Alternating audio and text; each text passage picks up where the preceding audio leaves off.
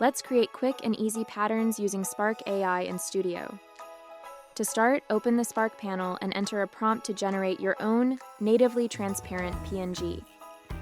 I entered Christmas leaves and bells. Spark will generate 4 options for you to choose from. Click the graphic to add it to the canvas. To create the pattern, select the graphic in the canvas, and in the toolbar, select the icon with 4 squares. This is the Repeat on Background button and will automatically tile your design. Resize if need be, and change the background color to something more festive. Perfect for all-over print designs, wrapping paper, cards, and more.